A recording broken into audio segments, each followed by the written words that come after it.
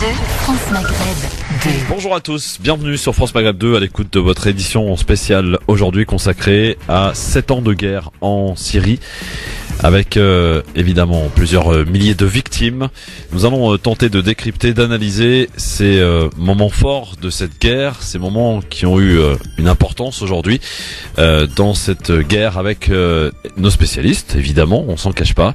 Monsieur Sofiane Akdari, bonjour. Bonjour Christophe, bonjour tout le monde. Bienvenue à vous. Merci. Accompagné de monsieur Youssef Brakni, bonjour Youssef. Bonjour Christophe, bonjour à toutes et à tous. Et vous serez rejoint évidemment dans quelques minutes par Tarek Mami.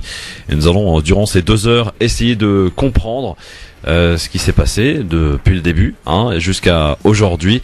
Une situation qui perdure depuis donc 2011, d'où donc ce 7e anniversaire. D'ailleurs, pour ce qui est de la date, messieurs, rapidement, est-ce qu'on est vraiment en raccord finalement avec cette première manifestation pacifique qui avait démarré le 15 mars 2011 ? Sofiane ? Ouais, on est entre le 15 et le 18, mais pacifique, c'est un gros mot. Dès le départ, il y a eu des altercations au départ et après, ça a commencé à prendre certaine ampleur. Ouais. Alors on va essayer de revenir là-dessus parce que c'est vrai qu'aujourd'hui, de ce que l'on essaie de comprendre, en tout cas, c'est des manifestations qui au départ étaient pacifiques et puis ces manifestants se sont retrouvés armés par la suite. Aujourd'hui, c'est l'application quand même de 120 pays, Youssef, aujourd'hui. Bah en fait, je crois qu'il manque plus que l'Islande, qui ne bombarde pas la Syrie. Enfin, tous les pays de la planète, toutes les plus grandes puissances, en tout cas, bombardent la Syrie aujourd'hui. Donc c'est un déversement de bombes, quoi. Donc pour retrouver quelque chose d'équivalent, il faut remonter à la Seconde Guerre mondiale. Il faut remonter au bombardement des Alliés, des grands bombardements sur Dresde, Berlin, etc. Et donc là, c'est quand même exceptionnel, quoi. C'est exceptionnel. Alors voilà comment ça va se passer. On va faire dans quelques minutes une chronologie des dates que j'ai retenues, qui me paraissent importantes, que vous allez pouvoir commenter avec moi. Suivront ensuite 2 thèmes de réflexion et de débat, j'ai envie de dire, sur un processus de paix qui s'avère être un échec 7 ans après. Nous parlerons aussi de la partie médiatique de cette guerre en Syrie. Et nous verrons d'ailleurs qui fait bien le boulot ou pas d'ailleurs par rapport aux médias de certains pays, puisque vous avez la chance tous les trois de lire en tout cas différentes presses du monde entier. Vous verrez que la France quand même en matière du traitement du conflit syrien est vraiment très loin derrière. Et puis je vous poserai également quelques questions à laquelle il faudra évidemment répondre. Et puis on laissera évidemment en dernière partie nos auditeurs s'exprimer et réagir au vu de ce qu'ils auront entendu donc dans cette émission sur France Maghreb 2. Mais évidemment on ne change pas évidemment les règles de base de cette émission en commençant par un coup de cœur. On vous a d'ailleurs posté sur la page Facebook Christophe Le Grand Forum, c'est coup de cœur musical sur France Maghreb 2 pour cette édition spéciale consacrée réservée à la Syrie aujourd'hui jusqu'à 18h. Soyez les bienvenus sur France Maghreb 2.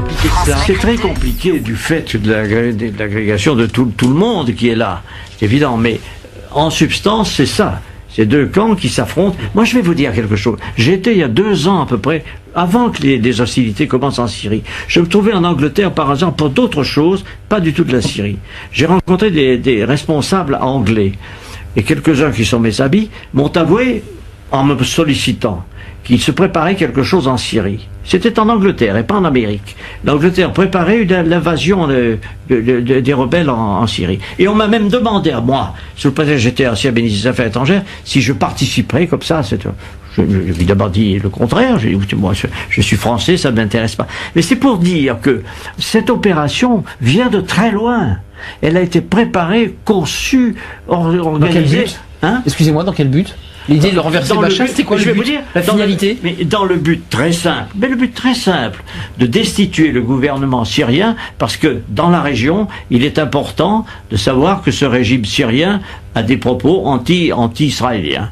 Et que par conséquent, tout ce qui bouge dans la région autour, moi j'ai la confidence du Premier ministre israélien qui remonte très longtemps, qui m'avait dit, on essaiera de s'entendre avec le Premier ministre, et avec les États autour. Et ceux qui ne s'entendront pas, on les abattra. C'est une politique, c'est une conception de l'histoire. Pourquoi pas, après tout, mais il faut le savoir. Grand forum spécial ce jeudi 15 mars entre 16h et 18h sur France Maghreb 2. À l'occasion du 7e anniversaire de la révolution en Syrie, Révolution qui s'est transformée en guerre avec l'implication de pas moins de 120 pays. Analyse des différentes stratégies adoptées par les principaux acteurs du conflit. Avec la participation de Youssef Brakni. Mais la série ça a commencé en 2011 et du coup en fait la configuration n'était pas du tout la même. Faut pas regarder l'action d'Erdogan à la lumière d'aujourd'hui en fait. Sofiane Nagdari. En pleurant et faisant les hypocrites alors qu'ils ont refusé de recevoir sur leur territoire un seul de ces réfugiés. Le roi saoudien Salman Ben Abdelaziz n'a fait aucune mention de Halab ou de la Syrie lors de son discours devant le Conseil de la Shura dernièrement. Et Tarek Mami. Pourtant, le journaliste d'abord, le citoyen ensuite doit se comporter comme un juge dans un tribunal. Ici, c'est le tribunal de l'histoire. Et il doit avoir les deux points de vue, les deux sons de cloche pour se faire son opinion. Plus grave encore, il doit rechercher cette double source. Invité exceptionnel, Nasser Kandil, ancien député libanais, directeur du journal libanais El Bina. Rendez-vous jeudi 15 mars entre 16h et 18h sur France Maghreb 2 pour un grand forum spécial consacré à la Syrie. Effectivement, une édition spéciale consacrée à la Syrie en ce jeudi 15 mars avec Youssef Brakni qui est avec nous, Sofiane Nagdari et Tarek Mami. Bonjour Tarek. Bonjour Christophe, et comme le veut la règle, bonjour à toutes et bonjour à tous. Alors, messieurs, dans cette première partie, on va tâcher de faire ce qu'on appelle communément une chronologie des dates importantes, des implications de quelques puissances extérieures qui ont eu leur importance, et on va tâcher comme ça de refaire, j'allais dire, ces 7 ans de guerre, parce qu'on peut appeler ça évidemment une guerre aujourd'hui, ce qui n'était pas forcément prévisible au départ. Peut-être, messieurs, d'ailleurs, est-ce que aujourd'hui, par exemple, quand je prends le 15 mars 2011, première manifestation après l'arrestation 2 jours plus tôt d'une quinzaine de jeunes qui avaient tagué des slogans révolutionnaires. Voilà un petit peu comment ça a démarré. Alors, des manifestations qui se voulaient pacifiques au départ, ces manifestants qui se sont retrouvés armés assez rapidement, armés probablement par des puissances extérieures. Tarek Mami, sur cette première partie, j'allais dire sur ce départ de ce qui aujourd'hui débouche à 400 000 morts. Merci Christophe, je suis heureux d'être aujourd'hui, c'est un jeudi, normalement je viens le vendredi, parce qu'une occasion comme celle-là, la commémoration, et je viendrai tout à l'heure, du début de la guerre de Syrie au départ, contre la Syrie par la suite, on ne peut pas rater un événement historique aussi important pour l'histoire de l'humanité d'aujourd'hui. Oui, je le dirai dans un billet tout à l'heure si j'ai un peu de temps. Au début, c'est un phénomène d'insurrection populaire qui ressemble à ce qui s'est passé au début en Tunisie, en Libye, en Égypte, avant qu'on arrive à décoder tout ça. Et donc oui, tout le monde était prêt pour utiliser ce mot de révolution syrienne qui devait exiger 2 choses, cher Christophe: un régime démocratique et des libertés individuelles que nous réclamons tous le 7 mars 2011 et que nous continuons à réclamer aujourd'hui pour tous les pays musulmans. Donc c'était une révolution quand on l'a vu partir. Ouais. Alors, est-ce qu'on peut parler de contagion peut-être de ce qui s'est passé au préalable et auparavant, très peu de temps d'ailleurs, en Tunisie et en Égypte, Youssef? Moi, justement, je suis contre l'appellation de printemps arabe. Je le reprends parce que c'est c'est le terme qui est utilisé par les médias mainstream et les médias dominants. Donc ça a été un terme qui est venu de l'extérieur, en plus de l'Occident, tout comme la révolution de Jasmin. Ça, j'ai pas vu beaucoup de Tunisiens utiliser ce terme pour définir leur mouvement. Si tu permets. Après, en fait, pour la Tunisie, chaque fois qu'il y a quelque chose qui se passe, c'est Jasmin. Oui, c'est Jasmin, parce que je sais, c'est lié à la plante, etc. Non, parce que quand Ben Ali est arrivé, ce que beaucoup ne savent pas, c'était déjà la révolution de Jasmin sans effusion de sang. Ah oui, quand il a fait son coup d'état, Oui, donc c'est toujours Jasmin en Tunisie. Mais en tout cas, ce que je veux dire, c'est que pour moi, je fais une distinction entre la révolution tunisienne et égyptienne. Pour moi, je les mets pas dans le même camp, je les mets pas dans la même case que ce qui a pu se passer en Libye, ce qui a pu se passer en Syrie par la suite, parce que c'était des révolutions à la base, en tout cas dans les revendications, on le voit surtout en Tunisie, c'est ce que je connaissais le mieux. Il y avait déjà il y avait un discours où en fait il fallait terminer la décolonisation. Il y avait une idée où Ben Ali, en fait, c'est la continuité entre guillemets, voilà, de l'autoritarisme, de la présence extérieure, etc. Il y avait la question palestinienne qui était très importante. On a vu comment l'UJTT, dans les défilés de l'UJTT, pendant la révolution, il y avait toujours le drapeau palestinien. Pareil en Égypte, il faut savoir qu'une des choses qui était reprochée à Moubarak, c'était entre autres sa collaboration et la reconnaissance de l'État d'Israël. Et par contre, ce qui s'est passé tout de suite en Libye et ensuite en Syrie, ça a été dès le départ, mais alors vraiment dès le départ, la machine médiatique, que ce soit celle d'Al Jazeera, parce qu'il n'y a pas que que l'Occident dans cette affaire. Il y a eu Al Jazeera qui a joué un énorme rôle, notamment en Libye. On le sait aujourd'hui, il y a des choses qui n'ont jamais existé, comme par exemple le fameux bombardement de Kadhafi sur Benghazi, ça n'a jamais existé. Et pourtant, on a vu tout le monde dire oui, c'est grave, il est en train d'exterminer son peuple. On se souvient de la phrase Zenga, je connaissais pas. Moi, je suis pas arabophone, donc du coup, j'ai appris sur la Syrie. C'est rue par rue, voire impasse par impasse. Voilà, c'est ça. Et ensuite, on a vu, du coup, voilà, à partir de là, j'étais sceptique. Et quand ça a commencé en Syrie, donc on revient sur la Syrie. Oui. Moi, la Syrie, dès le départ, évidemment, c'était légitime. En fait, faut déjà, je pense, définir la nature du régime syrien, qui a quand même un régime très archaïque, très autoritaire, fermé, autoritaire, bien sûr. C'est un des rares pays arabes où il n'y avait pas de multipartisme. Ouais. C'était un des rares pays arabes où on avait encore le baasisme vraiment à l'ancienne, quoi. C'était un État arabe qui était extrêmement surveillé. Moi, j'avais beaucoup d'amis qui y allaient, où c'est vrai que voilà, tu te baladais, t'étais surveillé, t'avais des services de renseignement qui surveillaient les autres services de renseignement, et ainsi de suite. Voilà, les fameux services de renseignement. T'avais les services de renseignement de l'air, t'avais les services de renseignement de terre. Enfin, pardonne-moi de te couper. Et donc ça, à la base, c'était légitime. Oui, et moi, je me souviens d'une chose, c'est qu'en fait, ça avait commencé auparavant avec l'interdiction du niqab dans les universités. Je sais pas si vous en souvenez. Alors, quelques mois auparavant, où en fait, t'avais il y avait une certaine idéologie wahhabite qui commençait à être très présente en Syrie. Et ça s'explique par le fait qu'il y a énormément de Syriens en Arabie Saoudite. Et ça, en fait, on le sait pas. C'est Hamad 10 ans avant. Voilà, c'était bien avant, exactement. Et donc, en fait, il y a eu une grande influence de l'idéologie wahhabite déjà très en place, très présente en Syrie, parce qu'il y a énormément de Syriens qui étaient en Arabie Saoudite et qui renvoyaient de l'argent en Syrie. On avait énormément de familles qui vivaient grâce à ça. Parce que des Syriens en Occident, on ne connaissait pas, en fait. Alors, j'ai appris quelque chose en préparant cette émission. Oui. C'est que les services secrets syriens avaient prévenu en 2008 la France d'un attentat imminent dans le métro parisien. Et c'est grâce à l'intervention des renseignements syriens que l'on a pu éviter un carnage dans le métro parisien en 2008. Et vous pouvez rajouter, cher Christophe, que entre la Syrie et la France, mais on va aller vite, il y a eu plusieurs problèmes, que certes, il y a un ambassadeur de France qui a été assassiné au Liban, on l'avait imputé à la Syrie, mais que la Syrie a protégé les intérêts de la France tout au long de sa présence, pratiquement 10 ans ou plus, quand elle était au Liban. Sofiane Lakhdari, sur le départ donc de ces manifestations qui étaient pacifiques quand même au départ. Oui, bien sûr. Après, maintenant, si on veut revenir à analyser la situation en Syrie, on ne peut ne pas analyser cette situation en dehors du contexte régional et contexte un peu international. Oui. Parce que si on parle d'aujourd'hui, quoi. Absolument. Et par exemple, si on commence à parler des régimes ou bien des révolutions, comme on appelle en Syrie, en Tunisie, en Égypte, etc., c'était des régimes qui étaient pro-Occident. Et on avait vu dans ces pays-là une position claire de l'armée, à savoir pour un coup d'État. Qu'on a vu Ben Ali, c'était le général tunisien Ammar qui avait décidé que Ben Ali devait quitter. On a vu qu'il a pris un avion, il savait même pas où aller. Sur demande américaine. Sur demande américaine, voilà, absolument. Et en Égypte, on a Moubarak qui même vient d'écrire dans ses mémoires dernièrement avec un article dans un journal arabe.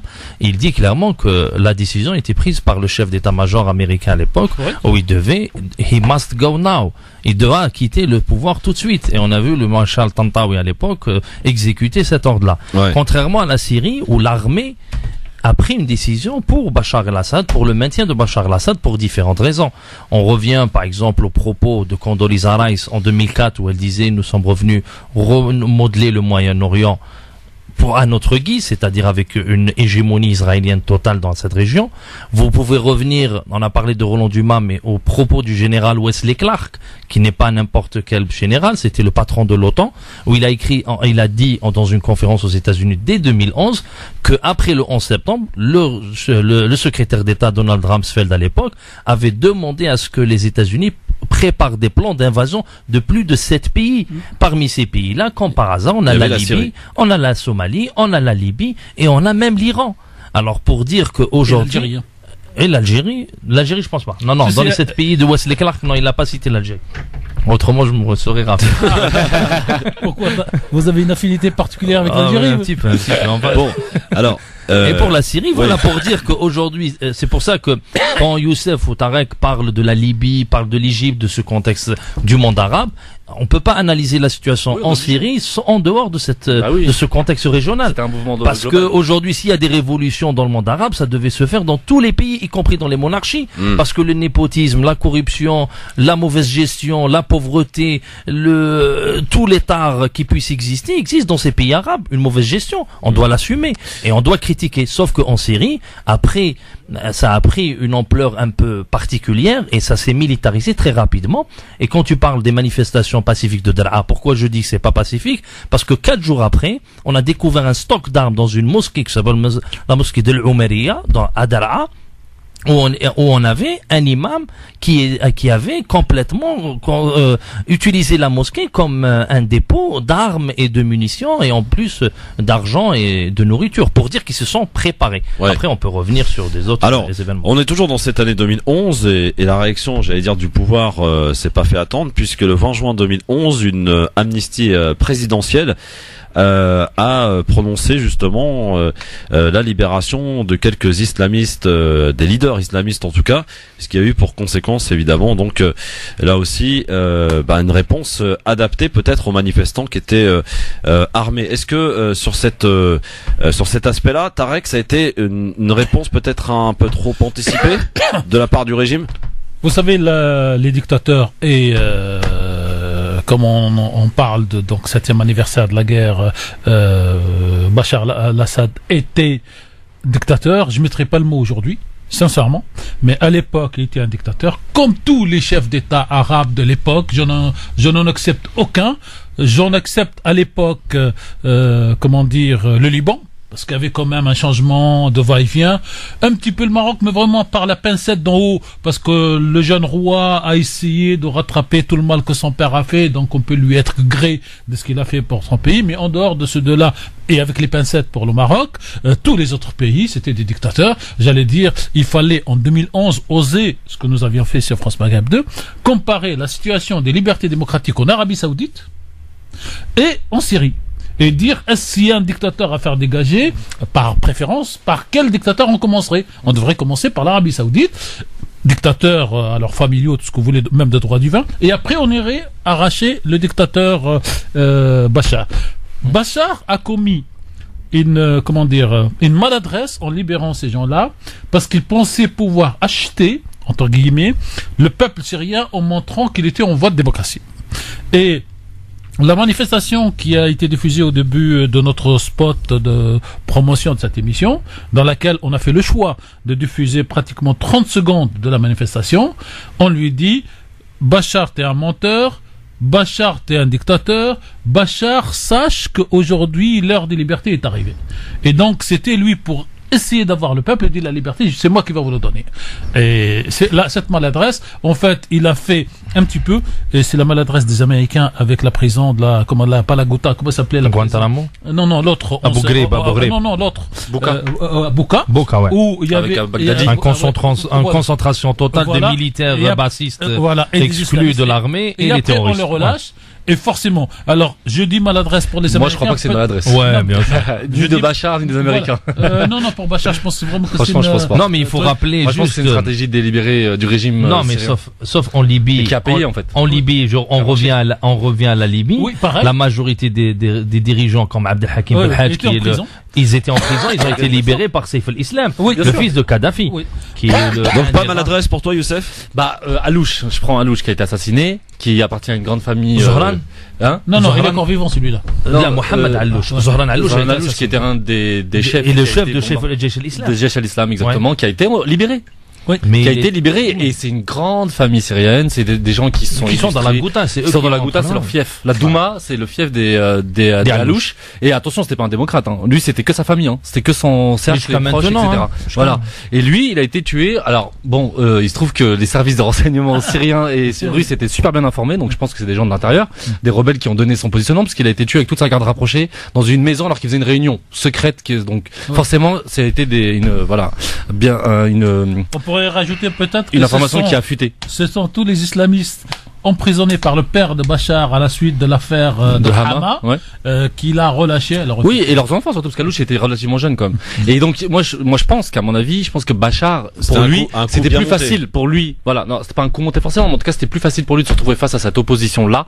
Jaish al-Islam qui est clairement affilié sur l'Arabie Saoudite. Il y a eu un deal d'après toi, un deal avec entre le régime et ses prisonniers qui ont été libérés. Pas besoin, tu les libères, tu les laisses partir dans la nature, ils savent très bien faire. Et ils savent très bien trouver l'argent.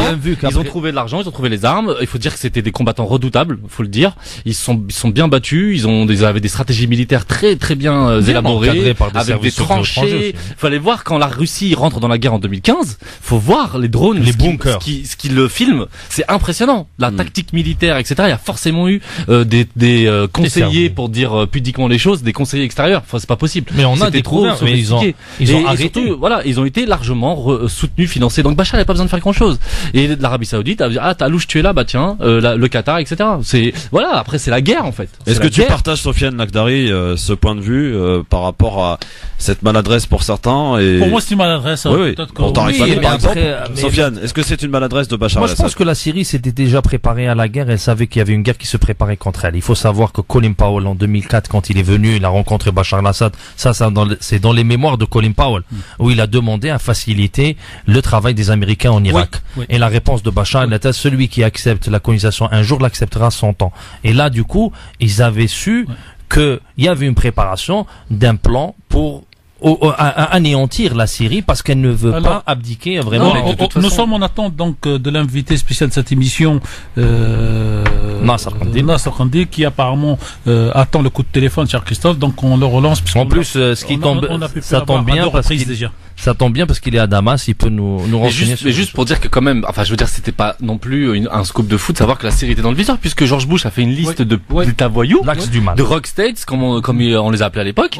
Et donc la Syrie en faisait partie. L'Algérie n'en faisait pas partie, le Maroc non plus, le Maghreb non plus, mais la Syrie faisait partie de ces États voyous, tout comme la Corée du Nord, l'Iran, Irak, avec Saddam, et puis des groupes dits terroristes comme le Hezbollah, etc. Donc à un moment donné, c'était sûr. Après maintenant, prendre les armes dès le début de la révolution entre guillemets, c'est d'accord. À un moment donné, mais c'était sûr que ça allait finir en bain de sang, parce qu'en fait, la nature du régime syrien, c'est un régime militaire. Oui. C'est un régime militaire. Au début, on a beaucoup comparé ça à l'Algérie des années 90. Donc, en fait, quand le fils se lance dans une lutte armée, voilà, après, on ne sait pas le débat, mais voilà, en gros, se lance dans une lutte armée, mais c'était sûr que ça allait finir par, à un moment donné, en fait, la population allait demander le retour de l'armée, en fait. Ouais. Parce que c'est le chaos. Tu ne gagnes pas contre les régimes militaires. C'est pour ça qu'en Égypte, là, je vois que tout est fait pour partir dans une sorte de confrontation armée, mais je vois que ça résiste parce qu'en fait, tu ne gagnes jamais, moi je le dis, tu gagnes jamais contre les régimes militaires. C'est impossible. L'État gagne toujours, c'est une puissance qui gagne sur le long terme. Tu peux lui faire mal de manière conjoncturelle, mais sur le long terme, il reprendra toujours le dessus, surtout les régimes militaires comme l'Égypte, la Syrie et l'Algérie. Alors on avance un petit peu, on est en 2012 cette fois-ci, et c'est le 30 avril que Hassan Nasrallah s'exprime, et dans un discours, il oriente le Hezbollah vers une intervention en Syrie. C'était le 30 avril 2012. Le Hezbollah, un acteur important dans ce conflit en Syrie aujourd'hui? Alors, Hezbollah, j'avais fait mon premier billet, c'est là où j'ai compris, quand Hezbollah est rentré, connaissant les positions patriotiques, et je voudrais dire, si vous permettez, cher Christophe, cher Youssef et cher Sofiane, que le mot patriote utilisé en France ne correspond pas à l'esprit du mot patriote dans le monde arabe. Le patriote dans le monde arabe, il est en arabe c'est un watani, et donc wataniyoun, et les wataniyoun, ils sont pour leur pays, mais pour la totalité de leur pays. Les plus grands wataniyoun étaient des chrétiens au Liban, et donc ils étaient dans un Liban où ils sont minoritaires, et donc quand ils sont patriotes wataniyoun, c'est pour préserver l'unité du pays. En France, le mot patriote est aujourd'hui vraiment à jeter par la fenêtre. Je vous ai raconté à l'époque, on refait l'histoire parce que c'est une chronologie, j'ai compris que cette guerre allait devenir une vraie guerre internationale mondiale et pas une guerre civile quand Hezbollah est rentré. Pourquoi Hezbollah est rentré? Hezbollah est rentré pour défendre la toute petite ville, le petit village qui s'appelle Al-Qusayr. Il se trouve que Al-Qusayr m'a intrigué et j'ai été chercher, parce que c'est notre rôle de journaliste chercher. Al-Qusayr a connu la plus grande bataille de chars dans l'histoire de l'humanité. C'était entre les pharaons les Sassanides de l'époque, et c'est lui qui prenait le contrôle de la ville de Qusayr, pouvait monter au Kazakhstan actuellement, donc la Russie. Et je dis, bon, donc là, on rentre dans la stratégie de l'histoire de ce pays, et non pas dans des petites guerres. Deuxième chose, le Qusayr, c'était le rond-point dans lequel il y avait des militants, mais pas des militaires, de Hezbollah libanais, parce que c'est pas le Qusayr, qui est très proche de la frontière du Liban, que transitaient les armes que la Syrie donnait au Hezbollah. Et donc, à partir de ce moment, cher Christophe, vous comprenez, vous donnez à Christophe, c'est lui le chef, vous lui dites voilà, et ça roule. Et donc, à partir de ce moment-là, j'ai compris que cette guerre est une guerre internationale, et Hezbollah a eu le plus grand nombre de morts dans une petite bataille au départ, parce qu'il n'était pas encore en place à Al-Qusayr, et à partir de là, donc, Al-Qusayr est le premier verrou du début de la résistance patriotique en Syrie, par les Syriens et surtout par Hezbollah et tous les militants de gauche qui ont compris qu'en fait il y a Israël qui regarde au-dessus du violon ce qui était en train de se passer. Alors on fait une petite pause dans notre petite chronologie si vous le permettez, puisque nous avons en ligne depuis Damas monsieur Nasser Kandil qui est notre invité, qui est ancien député libanais, aujourd'hui directeur du journal El Bina, un journal dit de gauche. Nasser Kandil, bonsoir. Bonsoir à toi et aux spectateurs. Merci, bonsoir et bienvenue sur France Maghreb 2. Donc nous avons aujourd'hui décidé de faire et de consacrer une émission à ces 7 ans de guerre aujourd'hui. Cette guerre qui nous apporte des chiffres terribles aujourd'hui. Nasser Kandil, est-ce qu'on peut avoir peut-être votre analyse sur ces 7 ans de guerre? Sur le début. Sur le début notamment, sur le départ de ces premières manifestations.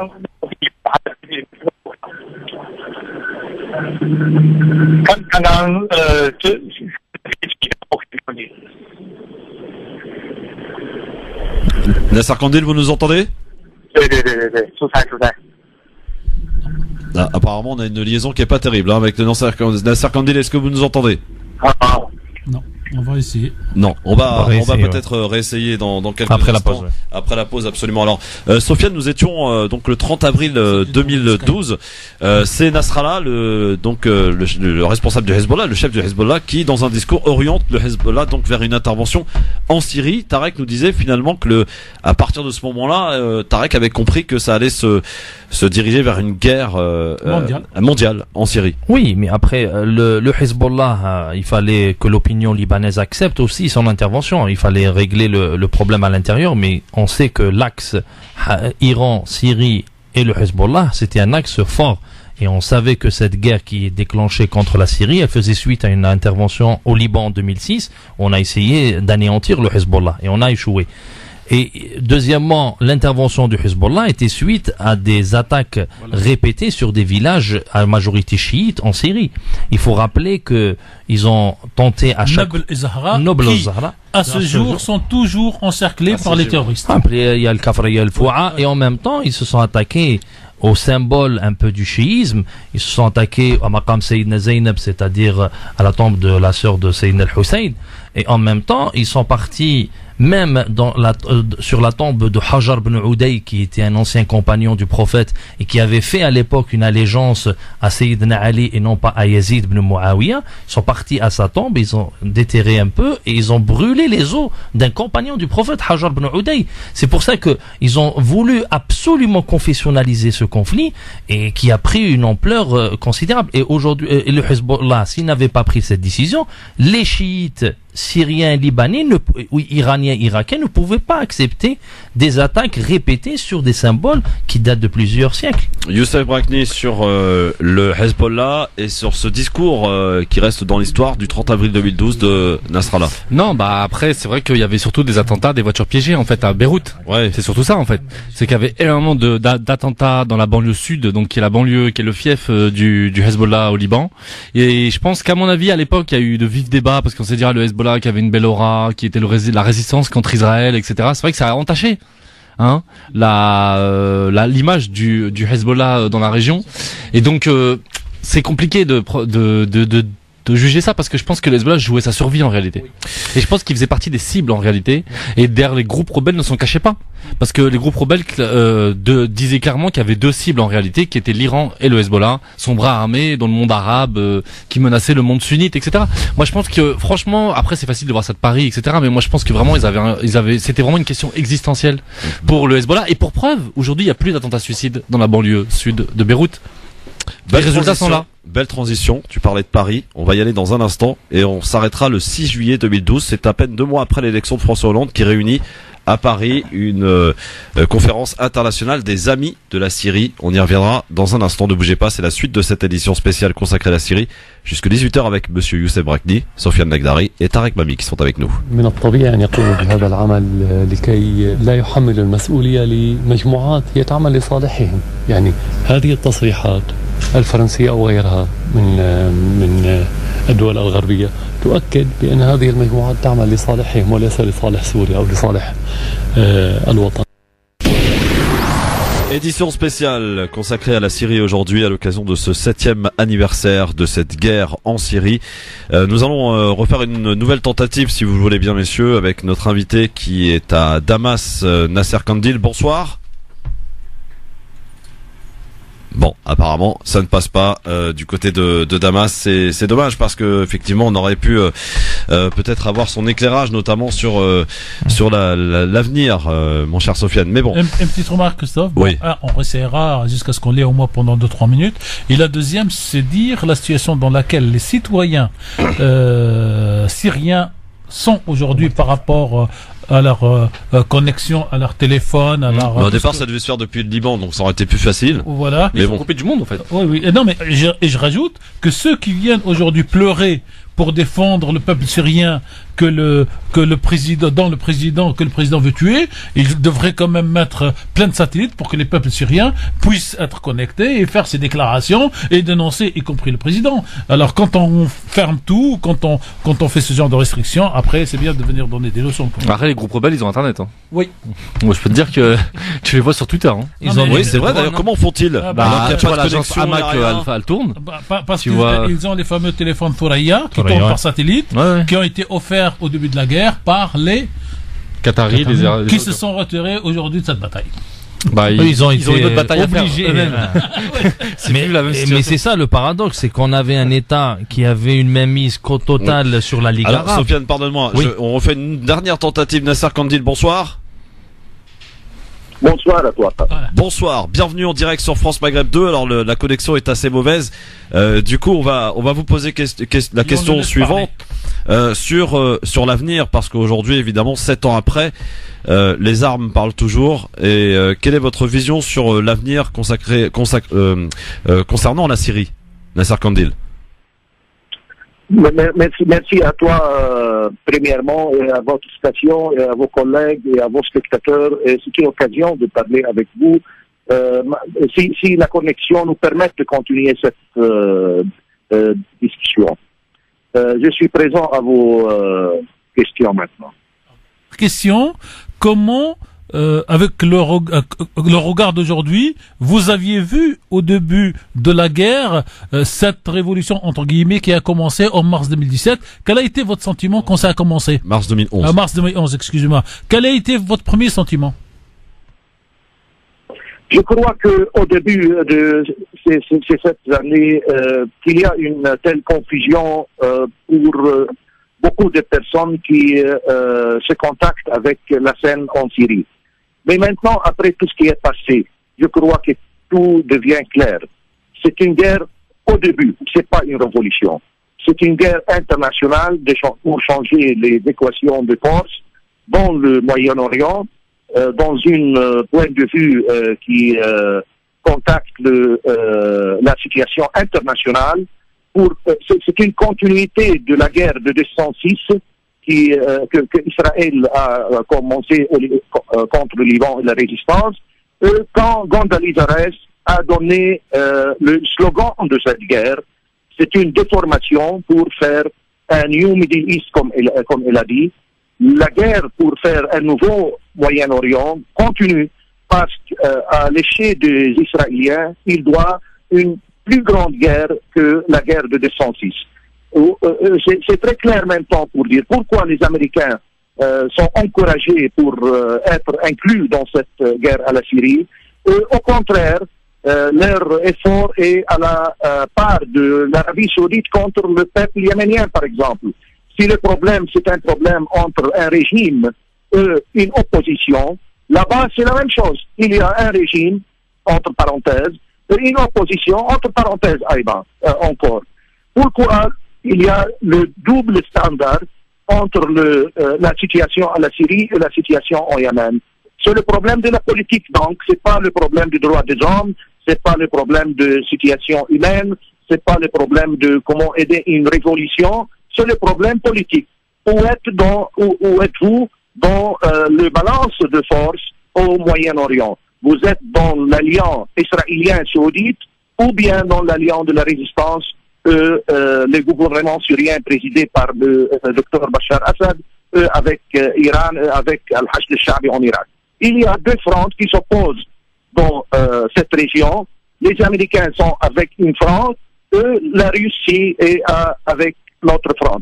C'est une situation politique extrêmement claire. On doit être où nos idées, où nos sentiments, où nos sangs sont versés pour défendre notre gouvernance, notre patrie, notre résistance et nos rêves pour avoir une indépendance complète, pour avoir un pays qui semble à nos martyrs. Voilà. Alors peut-être deuxième question, parce qu'on va profiter vraiment de cette liaison qui passe pour vous faire parler plus que nous. Ici, on a le temps. Aujourd'hui, on est en train de voir qu'il y a quelque chose de psychologique peut-être dans cette guerre de Syrie qui est en train de se passer. Les gens, les civils syriens qui sortent de la Ghouta et qui font des déclarations en direct en traitant et je dis ça aux auditeurs de notre radio ici et partout dans le monde, de chiens. Les terroristes sont des chiens et racontent ce que les terroristes leur faisaient pour les obliger à travailler pour eux et pour faire augmenter les prix de tous les denrées alimentaires, alors que eux, ils ont tout en stock. Donc ma question, est-ce que vous pensez qu'aujourd'hui il y a un tournant psychologique chez les civils syriens sur le fait de voir leurs concitoyens être heureux de revenir dans la zone militaire du docteur Bachar? Je crois qu'on peut désirer avec cette image que vous avez racontée, qui est plus claire de ce qui a été en avant, on peut désirer que le monde voit la vérité, voit quels sont ces terroristes qui portent le masque d'une révolution, où est vraiment le peuple syrien, de quelle part il se trouve avec le président Bachar Assad ou bien avec ses terroristes, qui est le responsable de cette massacre contre le peuple syrien, les soldats syriens, l'armée syrienne ou bien les terroristes supportés par les Américains et les gouvernements de l'Ouest. On désire que ce que vous pouvez voir, que tout le monde peut le voir à la fois. Alors, je rappelle que nous sommes en direct depuis Damas avec Nasser Kandil, qui est un ancien député libanais et directeur du journal El Bina, un journal de gauche, on peut le dire. Sofiane Lakhdari pour une question à notre invité Nasser Kandil. Merci à vous, merci à vous. Ouais. Encore deux questions. Encore deux questions, Nasser. Alors, Sofiane. Ostad Nasser, je voulais juste savoir, parce qu'au début, on a vu une guerre par proxy qui s'est déroulée en Syrie depuis 2011, et aujourd'hui, nous avons tous les acteurs régionaux et internationaux sur le terrain. On parle de la Turquie au nord, on parle d'Israël qui bombarde et qui protège des terroristes dans le sud de la Syrie, et on a les États-Unis à l'est de l'Euphrate. Vous, monsieur Nasser Kandil, qu'est-ce que vous pensez de la présence aïe? Ah oui, voilà. C'était prévisible. On n'aura pas la réponse à ta question. Non, mais on va essayer de la reposer après. Hein. Ouais. J'aurais pas dû faire d'introduction alors. Ouais, c'est ça. Ouais. Voilà. Bon, c'est pour ça que j'essaie de résumer ma question. Absolument. Pour profiter de la liaison. Bon, en tout cas, voilà, vous l'avez compris, c'était difficile parce qu'au départ, pour dire la vérité aux auditeurs, il devait être au Liban, donc la liaison aurait été beaucoup plus facile à établir et de très meilleure qualité, enfin de bien meilleure qualité. Et le coup, voilà, c'est que les aléas de la vie ont fait qu'il a dû se déplacer en urgence à Damas. Alors on va reprendre notre chronologie. Nous étions pas très loin finalement de l'année 2011.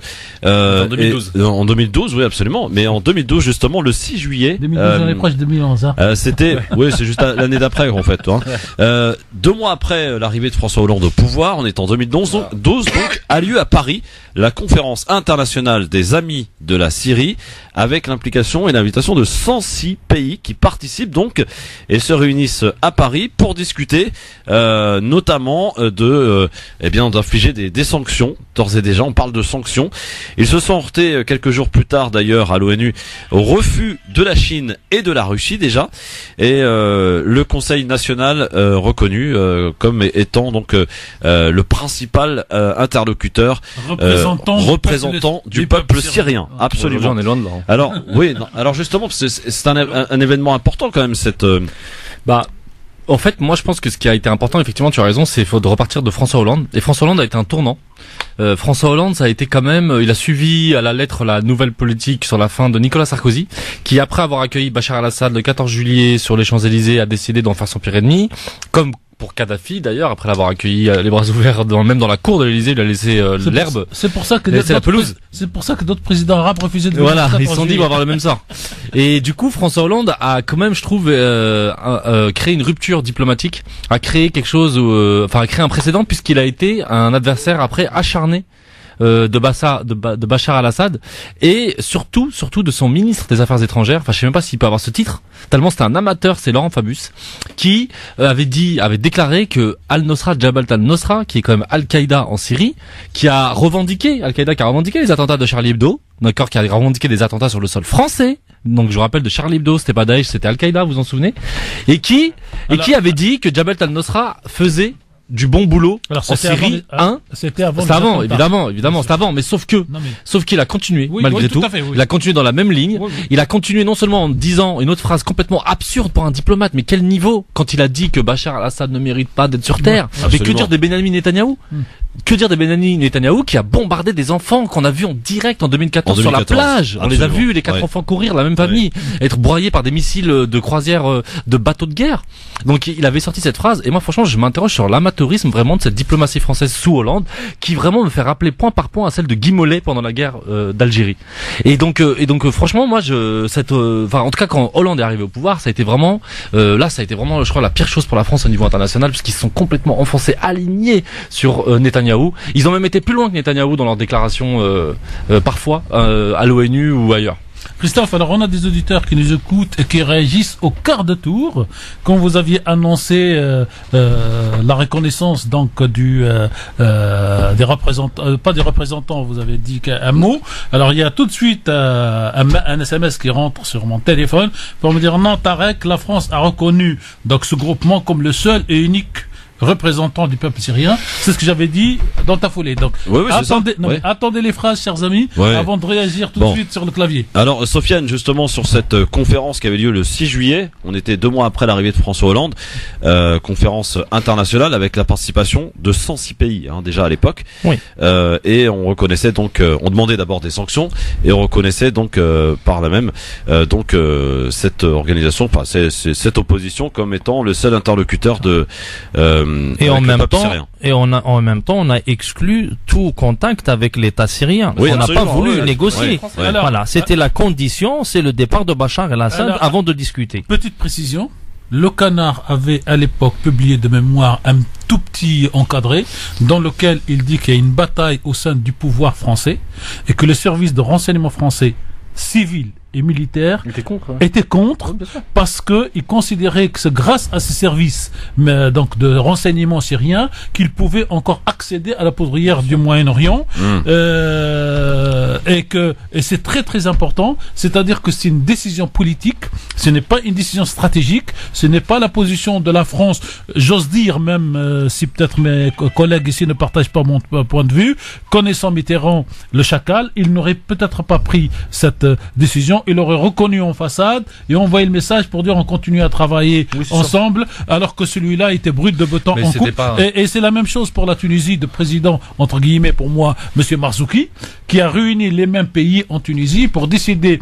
Alors, écoutez bien, chers auditeurs et chères auditrices, la rupture des relations diplomatiques avec la Syrie et l'expulsion de l'ambassadeur. Or, à ce jour-là, il n'y avait pas d'ambassadeur de Syrie. C'est vous dire que quand c'est Narda qui avait poussé, non? Non, mais oui, mais pour frère Bigelow, on reviendra. Oui, non, mais comme quoi ces chefs d'État reçoivent des lettres et les lisent sans même dire à leur conseiller, regarde, appelle-moi l'ambassadeur, parce qu'on va le prévenir qu'il va partir. Alors on essaie de repartir à Damas si on peut. Non, malheureusement ça passe pas. Rien à faire. Alors juste Tarek, sur cette conférence internationale et là Youssef pointait du doigt l'amateurisme de la diplomatie française avec Laurent Fabius et François Hollande. Est-ce que vous partagez? Il faut rappeler que l'ambassadeur français Éric Chevalier avait dit que c'était impossible que le régime puisse tomber au même titre déjà à l'époque, au début. Et ce diplomate n'a pas été écouté. Et on a vu que c'était... Ils avaient donné 6 mois à Bachar al-Assad. Hein. Même pas. Bien sûr. Voilà. En fait, ils voulaient reproduire le scénario libyen. En fait, c'était la même chose. Sauf que la décision en Syrie, ils ont voulu faire comme le CNL, en fait. Ils ont voulu créer un CNL bis. Ils ont dit que ça allait marcher, sauf qu'en fait, en vrai, le régime de Assad était beaucoup mieux installé que le régime de Kadhafi. En fait, il avait une assise, c'est évident. Et même l'armée, déjà tombé, Assad. Et même alors, sur cette question, ce qu'avait dit dans une note, donc, l'ancien ambassadeur de France à Damas, c'est 3 choses. C'est Bachar, sa famille et son clan sont bien installés et il y a une espèce de reconnaissance sociale. Deuxième point, il dit, il faut savoir que la majorité en Syrie sont les sunnites et que les sunnites soutiennent Bachar parce qu'ils ne veulent pas d'une guerre sunnite-sunnite ou d'une guerre sunnite-chiite. Et troisième chose, parce que les alaouites majoritairement sont très bien vus, à part toujours un clan, et que le fait qu'ils soient bien vus permet de parler avec les chrétiens qui étaient protégés à l'époque, les sunnites et les chiites, et donc à ce titre, et là ce qu'on appelle en arabe l'havana, c'est-à-dire le soutien populaire, et quelques mois après, les Américains ont fait un sondage dans les camps pour dire si Bachar était candidat aujourd'hui à la présidentielle. Ouais, j'ai vu ce sondage. Et Bachar a gagné chez les réfugiés qui ont quitté la Syrie à 70%. Donc c'est dire que les politiques français, en tout cas les stratèges français, ne connaissent rien à la. Mais moi je pense que sur ça, en fait, l'amateurisme dont on parle, etc. Moi je pense qu'à mon avis déjà il y a un alignement clair et net sur Israël. Oui. 2, en fait, il faut comprendre que Nicolas Sarkozy, il faut jamais l'oublier, que Nicolas Sarkozy a détruit la diplomatie française, en fait, notamment celle du Moyen-Orient. Il a viré tous les historiques, tous les diplomates historiques qui connaissaient très bien la région, qui parlaient la langue arabe, qui étaient des habitués de cette région, notamment en Palestine. Je pense au consul général à Jérusalem. Je pense à la diplomatie au Liban, etc. Il y avait des gens qui étaient là installés depuis les années, les héritiers de ce qu'on appelle la ligne gaulliste, dont tous les présidents s'étaient arrogés, quoi. Ils étaient d'accord avec ça. Et Sarkozy les a tous virés, il faut savoir. Et il a fait Hollande il a fait pareil dans les médias, notamment à RFI. Avec Richard Ladevière mais surtout quand il a mis Christine O'Krent. Non, mais et surtout avec un grand journaliste qui s'appelle Kamel Djaider, que je salue de trop loin, qui avait le meilleur journal sur le Moyen-Orient sur RFI à 18h30. Il a viré tout le monde. Et il l'a viré parce que la demande de Kouchner. Oui, il était très équilibré et ils ont viré d'autres parce qu'ils ont été à Damas sans avoir demandé l'autorisation de Paris alors qu'ils étaient déjà à Beyrouth et donc ils ont été pour voir le début de la guerre. Voilà, donc la France avait un avantage que Sarkozy plus le duo Sarkozy-Hollande ont détruit. Ils avaient une meilleure connaissance, ils avaient des meilleurs relais et ils ont tout foutu en l'air. Il faut qu'on avance un peu plus rapidement, messieurs, parce qu'on a beaucoup de choses à faire. On est à l'hiver 2012 jusqu'au printemps 2013. Là, le régime syrien, perd quand même pas mal de villes, notamment le nord-ouest et l'est du pays. Jusqu'à 80% du territoire. Ce qui est énorme. Ouais. Et là, je vous propose de nous arrêter un instant sur le 21 août 2013, où là, c'est un véritable massacre. On est dans la Ghouta orientale. Et sachez que 2 mois plus tôt, Barack Obama, annonce qu'il va armer lui les rebelles et 2 mois plus tard c'est la création du Front islamique donc au sein notamment des rebelles. Alors sur ce 21 août 2013 également est apparue la première attaque chimique que l'on a attribuée d'ailleurs au régime de Bachar el-Assad. Youssef, le 21 août 2013 quand même reste une date importante. Ah oui, c'est clair, ça a été un tournant. Moi, je me souviens quand même. Est-ce que vous vous souvenez d'une fameuse manifestation je pense que c'était à Hama Homs, je me souviens plus si vous en souvenez de ça, où il y avait l'ambassadeur des États-Unis qui manifestait. Absolument, à Hama. Robert Ford, je crois, c'était. Robert Ford, Chevalier, avec Robert Chevalier, Ford, il manifestait. Je sais pas si vous vous rendez compte du truc. Donc il y avait des gens qui nous disaient mais non, tu exagères, t'es parano. Mais il y a l'ambassade des États-Unis d'Amérique et voilà, on sait ce que c'est l'Amérique dans la région, ils le savent très bien, qui manifestait. Alors vous avez... Je sais pas si vous vous rendez compte du truc. Alors vous avez la même chose en Irak avec, je crois que je sais pas si c'était Dick Cheney, mais qui a fait une réunion dans un aéroport en Irak où il y avait El Baghdadi, photo à l'appui, qui a été publiée et qui a donné les consignes. Non, c'est l'ancien McCain. McCain, exact. Voilà, il y avait McCain. Donc ils ont l'habitude. En fait, la force des Américains d'aujourd'hui qui sont impérialistes dans le sens noble entre guillemets du terme, c'est-à-dire qu'ils sont l'empire du moment, leur fait croire qu'ils peuvent tout faire, tout changer. Non, mais y compris en plein air, eux ils ne risquent rien, ils ne risquent pas les tribunaux internationaux, ils ne risquent rien. Tariq Mahmi, sur le 21 août 2013, vous vous en souvenez également, c'était cette date. C'est une histoire savoureuse. Je vous la raconte en 2 phrases parce que vraiment là, le temps passe tellement vite qu'on peut pas voir. Monsieur Obama a appelé le président. C'est le canard qui écrit toujours. Je veux dire, faut toujours sourcer pour qu'on puisse aller chercher dans l'histoire. Monsieur Obama a appelé la veille donc Monsieur Hollande pour lui dire qu'il l'appellerait le lendemain vers 17h pour qu'on tranche et qu'on décide. Ouais. Et donc Monsieur le président Hollande a évacué tout son agenda de la journée et attendait 17h et il a juste invité les grands chefs militaires pour qu'ils viennent à 17h. Et quand ils viennent à 17h, donc ils sont dans un salon, Obama appelle, nous avons décidé de ne pas y aller. Voilà l'histoire. Ouais, alors que 2 mois plus tôt, il avait dit... il s'est retrouvé nu, il a appelé le militaire, il leur a dit, Obama ne veut pas y aller. Obama a dit non. Si Obama veut pas y aller, il faut dire que Obama ne voulait pas y aller parce qu'il ne pouvait pas y aller. Alors, ça, c'est chose un peu différente. Non, mais c'est beaucoup plus précis que ça, si vous permettez. C'est que la veille, il y a une réunion au Parlement anglais qui a interdit au Premier ministre de participer. Oui, mais donc, pas que ça. C'est une démocratie. Mais pas que. C'est le Parlement qui a dit non. Non, mais donc chacun tout seul ne pouvait rien faire. Non, mais cher Tarek, mais à savoir qu'il y a eu des déclarations, y compris des Russes, des Iraniens, du Hezbollah, que ça soit une guerre générale. S'ils veulent frapper la Syrie, ils ne peuvent qu'imaginer des représailles du camp de la résistance dans tout le Moyen-Orient. Et quand on sait que des soldats américains existent dans plusieurs pays dans cette région, en Arabie Saoudite, au Bahreïn avec la 5e flotte, en Jordanie, au Qatar bien sûr, au Koweït, dans toute cette région qui est riche en pétrole, et on a vu que les avions AWACS qui peuvent déceler des missiles en avance par rapport qui se préparent pour le bombardement, et on a vu qu'il y avait une préparation réelle. Et à ce moment-là, on a entendu le général Qasem Soleimani qui a déclaré que les soldats américains doivent préparer leur tombeau en venant à Damas, c'est-à-dire une guerre générale. Et on a eu les 2 missiles qui ont été interceptés en Méditerranée. C'est pour ça que quand on dit que Barack Obama n'est pas y allé en Syrie, c'est parce qu'il a mesuré la gravité de cette ou bien la généralisation de cette guerre. Non, mais c'est pas le même monde. La pub peut-être pour pouvoir rattraper. Alors justement, Sofiane, rapidement sur le 21 août 2013, cette date importante. Je vous rappelle également, c'est cette date aussi où on a annoncé qu'il y avait eu une première attaque chimique, une attaque que l'on a attribuée d'ailleurs au régime de Bachar al-Assad.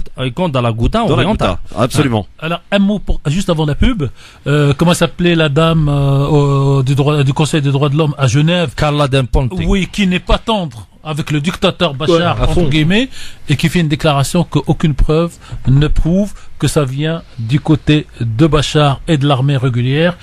Le doute reste, mais en tout cas, c'est pas lui. Non, mais juste cette cour pénale, comme Youssef avait parlé de la cour pénale sur la Libye, Ocampo, qui était le patron du tribunal pénal international, a sorti un mandat d'arrêt international contre Kadhafi sur des massacres qui ne se sont jamais déroulés dans la ville de Misrata, par exemple. Dans la crédibilité de ces tribunaux. Dans un instant, on est en 2014, il s'est passé pas mal de choses dans cette année 2014, notamment l'émergence, j'allais dire, de Daesh, avec la prise de ville et pas des moindres. Créée par les Américains, dit Madame Hillary Clinton. Dit Madame Hillary Clinton. Donald Trump. Et il y avait aussi une élection présidentielle en Syrie en 2014 aussi, messieurs. Non, mais parce que quand c'est Donald Trump, il le dit, c'est pendant la campagne, c'est pour enfoncer son adversaire, mais quand c'est elle qui le dit, bon... Dans un instant, la suite de cette édition spéciale consacrée à la Syrie sur France Maghreb 2. Frappé par une déclaration de Laurent Fabius, le ministre français des Affaires étrangères. Il déclare à Marrakech en décembre 2012, je cite, « Le front Al-Nosra fait du bon boulot contre Assad en Syrie et donc c'est très difficile de les désavouer. » Il y a moins de 2 semaines, du véhicule bourré d'explosifs, il ne reste qu'une carcasse tordue et enflammée. Le bilan est lourd, au moins 18 morts, des civils pour l'essentiel. Un attentat imputé, dit-on ici, aux rebelles islamistes du front Al-Nosra. Alors, le quartier affiche son indéfectible soutien à Bachar el-Assad. Ces gens, ce sont des terroristes. Ils détruisent le pays alors qu'on devrait être main dans la main. Suite de notre édition spéciale consacrée à ces 7 ans de guerre en Syrie avec Sofiane Lakhdari, Tarek Mami et Youssef Brakni. Monsieur le directeur, est-ce que je peux vous demander 1 minute 30? De quoi? Vous me dites de quoi? Mon coup de cœur, la chanson Al-Routa, parce qu'on va y terminer. C'est juste pour écouter cette douceur de cette région qui s'appelle Routa, qui pour les Algériens, par exemple, en tout cas pour les Algérois, pourrait rappeler la chanson Alger la Blanche, et pour d'autres pays, en Tunisie, c'est Sidi Bou Saïd. Donc c'est les villes qu'on aime tellement, qu'on leur dédie beaucoup de chansons. On va écouter vraiment immédiatement. J'ai un petit problème avec cette chanson.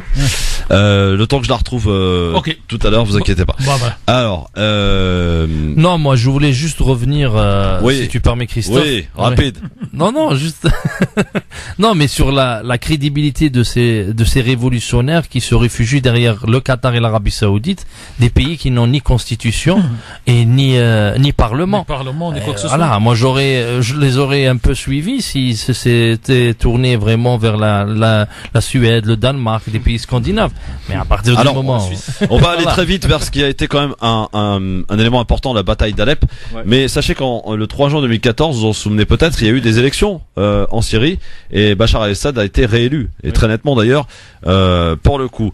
Les Occidentaux ont oublié de le féliciter, alors que dans les traditions internationales... Les Occidentaux, ils ont refusé que les Syriens ne votent. C'est à l'étranger. Voilà, il faut se rappeler. Mais les réfugiés qu'on a dit qu'ils ont fui la Syrie, et ils ont fermé les ambassades syriennes pour qu'ils les empêchent d'aller voter. 2015 est une année importante. Ils avaient peur d'un score à la Ben Ali, comme dit notre ami Christophe à tout le temps. Le 2015 est une année importante parce que c'est l'Iran aussi qui s'engage dans le conflit. Et la Russie. Et la Russie, avec cet appel au mois du 30 septembre, de Bachar el-Assad qui demande l'aide militaire de la Syrie. De la Russie, pardon, officiellement, d'ailleurs. L'Iran va ramener quand même pas moins de 10 000 hommes sur le terrain. Des Irakiens, des Iraniens évidemment. Des Afghans, absolument. Des Pakistanais. Donc voilà. Là, on est à un tournant quand même dans cette guerre, puisque la Russie, un acteur majeur, entre en piste. Et d'ailleurs, on se rappelle de Poutine qui avait dit il n'y en aura pas pour longtemps à faire du nettoyage. Damas était sur le point de tomber, il faut le rappeler. Absolument. Oui, donc ils interviennent finalement à un moment. Il y a de quoi, vous avez 120 pays qui sont derrière vous, contre vous. Et 360 000 terroristes, parce que c'est comme ça qu'on les appelle en langue internationale. 360 000 personnes ont débarqué à travers les frontières de la Turquie, de la Jordanie. Non mais principalement, c'est la Turquie.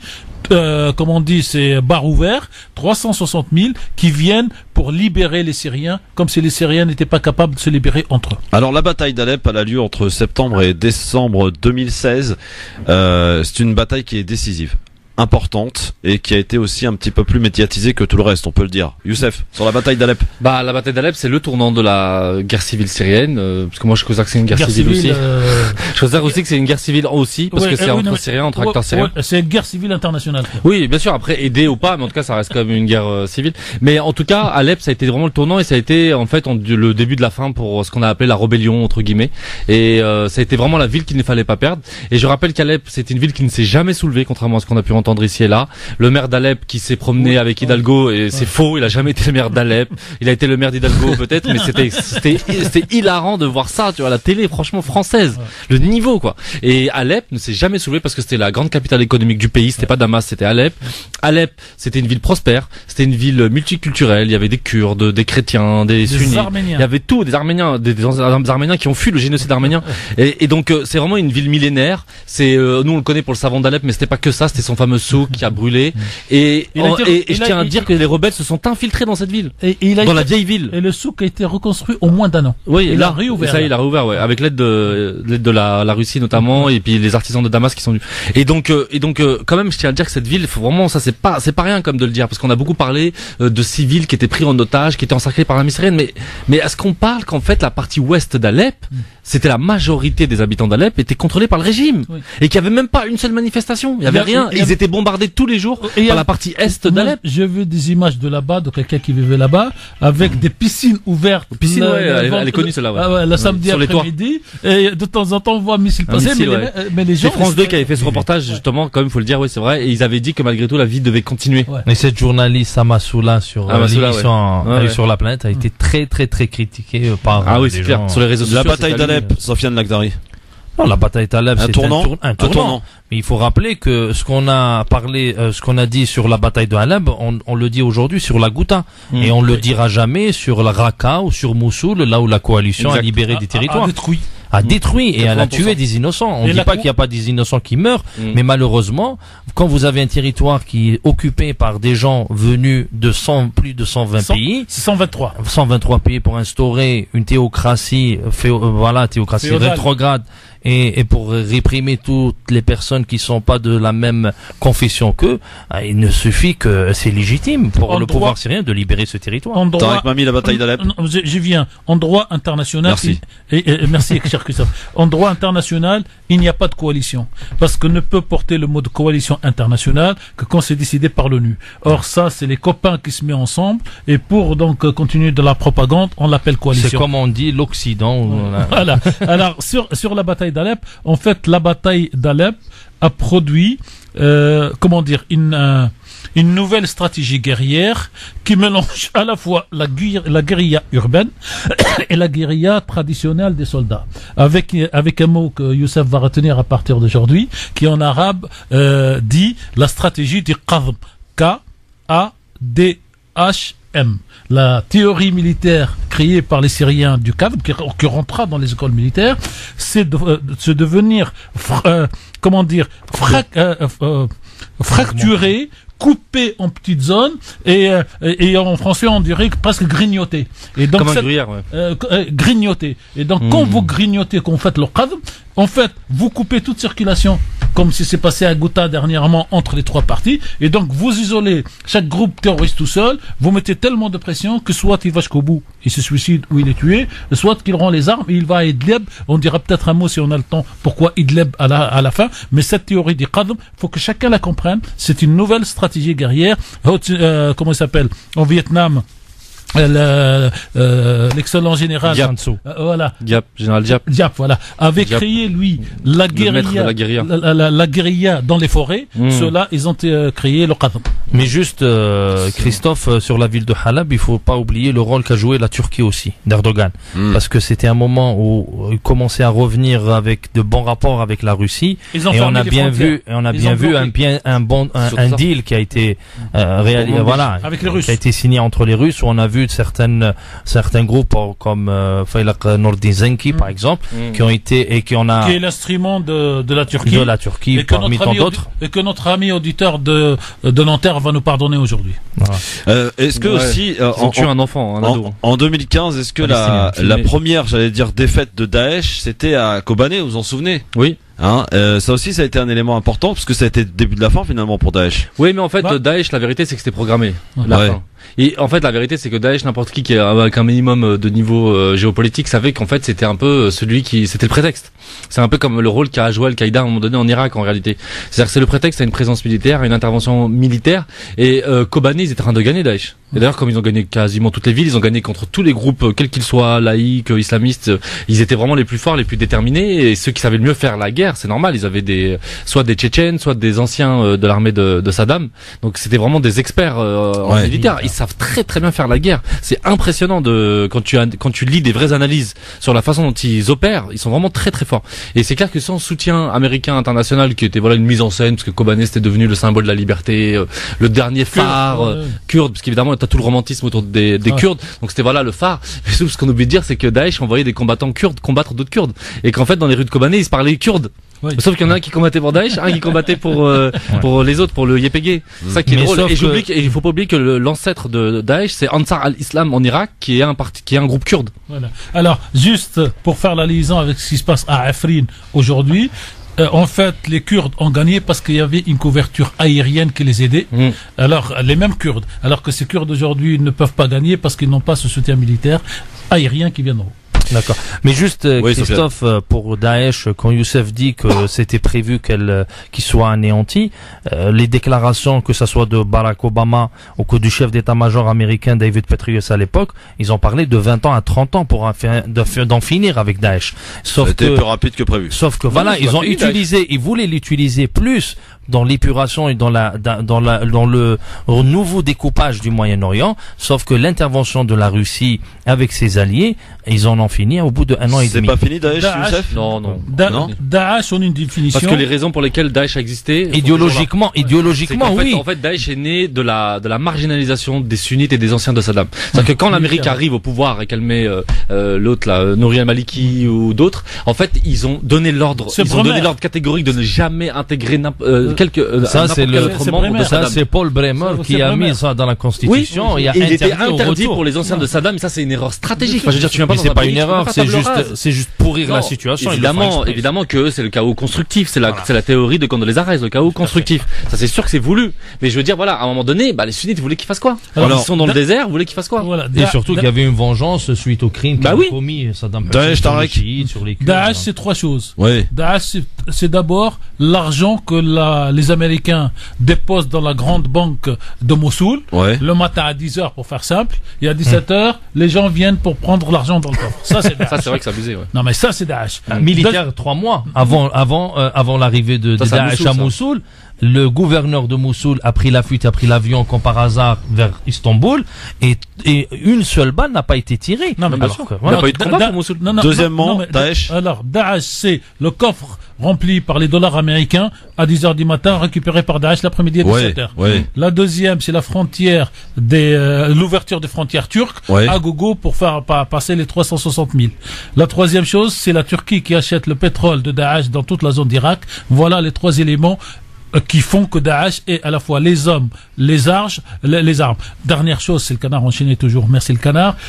Quand il y avait les lancements, le parachutage de nourriture et des armes sur toute la zone où il y avait ceux qui combattent Daesh, il y a toujours un avion sur 3 qui s'est trompé et qui balançait la cargaison au cœur même de Daesh et de l'autre côté pour faire la drogue. Et c'est un député, encore la source, c'est un député irakien qui a dit statistiquement, on avait 2, ils avaient 1, c'est-à-dire qu'ils allaient monter la guerre. Voilà. Alors, si je peux résumer l'année 2017 en une guerre interne entre rebelles, je vais vous donner 3 villes: Palmyre, Raqqa, Deir ez-Zor, et notamment aussi des champs pétroliers à l'est. Voilà les quelques éléments pour résumer cette année 2017. Pour vous, messieurs, Palmyre, là aussi, ça a été important. Raqqa, la libération de Raqqa, Deir ez-Zor. En fait, l'année 2017, pour moi, ce qui était le plus important pour le régime syrien, et ils l'ont remporté, c'était la frontière irako-syrienne, qui était, une question de survie. Abu Kamal, qui était une question de survie, c'était le rush. On a vu comment l'armée syrienne a dévalé vers l'est. Elle a laissé tomber Raqqa, elle a laissé tomber Deir ez-Zor, elle a mis les mais c'était bien joué. C'était bien joué parce que l'armée syrienne arrivait du nord. Faut pas oublier, elle est partie d'Alep, elle a bloqué les Turcs à Al-Bab, ils sont redescendus tout le long de l'Euphrate, et ensuite une autre armée partait du coup de la Syrie centrale direction Abu Kamal, et ils ont parfaitement bien réussi stratégiquement, ça a été bon. Parce que si on voit la stratégie de l'ennemi de la Syrie, c'était d'éparpiller toute l'armée syrienne sur tout le territoire, qui était impossible. Oui, ouvrir plusieurs fronts en même temps. Sauf que la décision qui a été prise par le régime syrien ou le pouvoir syrien, c'est de libérer endroit stratégique par endroit stratégique. Et c'est pour ça qu'on a vu un territoire énorme qui était occupé par l'État islamique et qui commençait à se réduire au fur et à mesure. Après, c'était beaucoup de désert. Bien sûr, ils ont pris les grandes villes, les grands axes. Parce que les cartes qu'on voyait à chaque fois en France sont dans le monde, c'est pas logique. En fait, c'est ça que je voulais dire, c'est qu'en fait, en réalité, la majorité du peuple syrien était sous le régime. C'est ça la vérité. En fait, faut pas se laisser avoir il y a une différence entre la superficie que contrôlaient les rebelles et les populations. Et en fait, en vrai, c'est comme Alep, quoi. C'est-à-dire que la majorité du peuple syrien, je le répète, je le rappelle, est resté sous le régime de Bachar al-Assad ou allait se protéger dans les zones tenues par le régime. Alors, oui, c'est ça, surtout ça. Ceux qui n'étaient pas d'accord ont avait fui et ils ont. Tariq Mami, Sofiane Lakhdari. Alors, je termine sur 2017. C'est le plan américain d'interdire à l'armée syrienne de traverser l'Euphrate et donc de fait de contrôler toute cette partie pour empêcher donc l'accès à l'Irak et pour pouvoir instituer demain un deuxième gouvernement fantoche syrien pour dire la Syrie aujourd'hui c'est 2 républiques, c'est 2 présidents, c'est 2 trucs et l'intelligence donc des Russes, des Iraniens, je mets tout le monde parce que je sais pas qui c'est qui est dans l'idée, les Russes, les Iraniens, le Hezbollah et le président Bachar, c'est d'aller couper l'Euphrate et d'aller à Abu Kamal pour rejoindre les troupes populaires et non pas l'armée irakienne et donc créer cette option le Hasht donc le populaire et donc à partir de là en fait avoir un pied partout et après il s'est retourné un petit peu sur des réseaux qui contrôlent aujourd'hui reste Raqqa desquels les Kurdes viennent se retirer pour aller défendre Manbij et Afrin et donc aujourd'hui Raqqa n'a pas de grand chef, elle a des anciens militaires syriens mais pas de grand chef. Alors pour revenir maintenant à cette année, on va dire qu'il y a 3 grandes batailles pour 2018, c'est Idlib, la Ghouta orientale et Afrin. Il faut savoir que après la libération de la Ghouta, l'armée syrienne se dirigera vers le sud, vers la frontière, vers le Daraa, absolument. Comme dit l'autre, c'est là où tout a commencé. Tout à fait. Il faut libérer, parce qu'il faut savoir que au départ, avant la Ghouta, l'armée syrienne s'est dirigée vers Idlib. Et Mohamed Allouche, qui est patron de Jaish al-Islam, qui est dans la Ghouta, pour un peu sauver ses compatriotes, soulager ses compatriotes à Idlib, il a ouvert le front, et là, la décision, c'est de libérer la Ghouta. Voilà. Non mais la Ghouta parce qu'il y a aussi une autre raison stratégique. On est en plein dedans pour ce qui est de la Ghouta. Oui. Maintenant mais on voit que beaucoup de c'est découpé en 3 territoires. On voit des civils aujourd'hui. C'est fini depuis ce matin. Là c'est inéluctable. Tout le monde le sait et tu le vois même dans les déclarations occidentales. Et la Ghouta c'est aussi pour couper tout éventuel lien avec une ville qui est de l'autre côté maîtrisée aujourd'hui par les Américains et qui devait être dans le Tanef. Tout à fait. Voilà, qui devait alimenter de nouveau la Ghouta. Parce qu'il y avait 5000 soldats qui étaient préparés par l'armée américaine. Mais bon, l'armée américaine se retire de là-bas. À l'avant, c'est plus discrète, quoi. Oui, tout à fait. Alors, je vais vous poser des questions maintenant, alors, messieurs. sur la Ghouta, Christophe, 70% du territoire a été récupéré. Reste la grande ville de Douma, qui est la plus peuplée. Très dense. Et aujourd'hui, il y a, en fait, à part la théorie du Qadm, il y a une autre théorie qui vient d'être inventée par l'armée syrienne, c'est d'aller s'approcher au plus près des terroristes, sans rentrer, mais tout en les bombardant, ce qui oblige ces terroristes non plus de s'occuper du contrôle de la population civile, mais de se défendre, et ce qui permet à l'armée syrienne d'ouvrir ce qu'on appelle le passage de sécurité, les couloirs humanitaires, et là, la population, dès qu'elle voit que la rue est vide, les gens courent pour aller chercher ce couloir, parce qu'auparavant, l'aviation syrienne aura balancé en arabe les textes de dire si vous voulez nous rejoindre vous venez, les passages ont à tel endroit et donc les gens ils se mettent toujours à côté des passages et dès qu'ils voient qu'il n'y a plus de terroristes ils courent. C'est comme ça qu'aujourd'hui 2000 personnes sont passées. Pour la première fois il y a 3 jours il y avait 60 personnes. Mais sauf que ces images là on les verra pas dans les médias français. Alors justement on parle surtout de civils. On le dit pour nos auditeurs de France Maghreb. Justement messieurs, je vais vous poser les questions et je vous demande d'être court s'il vous plaît parce que j'ai pas mal de questions à vous poser. Vous allez voir ça va. Et moi j'ai un petit papier à lire, cher Christophe. Oui, on va essayer, mais c'est pas garanti, ça, Tariq. Parce qu'il résume la totalité de ces 7 ans. Eh ben, vous savez quoi? On va le faire en conclusion, dans quelques instants. Pour l'instant, vous répondez à mes questions, et s'il vous plaît, le plus court possible. 2011-2018, retour sur 7 ans d'échec, de processus de paix. Comment l'expliquez-vous, Youssef Brakni? De processus de paix. Oui, de processus de guerre, tu veux dire. Processus. Non, mais il y a eu des tentatives pour que la paix soit retrouvée en Syrie. Comment expliquer à chaque fois que ça a été couronné d'échecs? J'explique parce que je reviens à la théorie de Condoleezza Rice, la théorie du chaos constructif. Tariq Mami? La Syrie devait être coupée en 5 cantons différents, sur une base religieuse sunnite, chiite, chrétienne, et tout. Pour justifier la qualification et le qualificatif demain d'Israël, pays juif. Sofiane Lakhdari? Oui, et le processus politique, on voit que Genève a échoué et aujourd'hui Sochi, les tentatives américaines pour le faire échouer sont vraiment plus que visibles. Alors Astana, c'est pour la désescalade. Vous en parliez il y a quelques instants sur la partie médiatique. Pour s'informer sur ce conflit syrien, faut écouter France Maghreb 2. Oui, au-delà d'écouter France Maghreb 2, quelles a été vos sources, Youssef Brakni, pour vous informer? Très sincèrement, Twitter, réseaux sociaux, et j'allais sur les comptes de tout le monde, c'est-à-dire de l'opposition, des rebelles, même les moins fréquentables. du régime évidemment, du Hezbollah. J'allais vraiment chez tout le monde, différents éditorialistes, etc. Tarek Mami, c'est le secret, je pense. C'est dans mon papier. D'accord. Donc Sofiane Agdari, pardon. Oui, c'est comme Youssef, pour avoir son point de vue, il faut écouter tout le monde et avoir des éléments historiques et des éléments géostratégiques. Mais Twitter, c'est le mieux. Twitter, c'est beaucoup. Quel rôle, messieurs, la France a-t-il eu durant ces 7 ans de guerre? Est-ce qu'elle a eu finalement sa place dans ce conflit pour se faire respecter et entendre? Youssef Brakni, la France? Non, la France a un rôle de figurant, elle a l'image de ce qu'elle représente au niveau international. Elle n'a absolument pas pesé, si ce n'est que de livrer des armes, des missiles Milan ou des armes, différentes armes aux rebelles. Tarek Mami, la France? Oui, les Américains. Ouais. Depuis donc Monsieur Sarkozy président. Je vous rappelle jusqu'avant l'élection de Monsieur Sarkozy, il a été demandé avec force à Monsieur Chirac président d'intégrer l'OTAN. Il a dit oui à condition que la France prenne le contrôle de l'OTAN pour toute la région Méditerranée et pour toute l'Europe. Les Américains ont refusé. Monsieur Sarkozy vient et accepte cette condition. Sofiane Agdari, sur le rôle de la France durant ces 7 ans. Je dirais pas que le rôle de la France était un rôle figurant au départ, parce qu'avec Sarkozy, elle a joué énormément, et surtout dans la ville de Baba Amr, qui était la première capitale à ce moment-là de soi-disant les rebelles.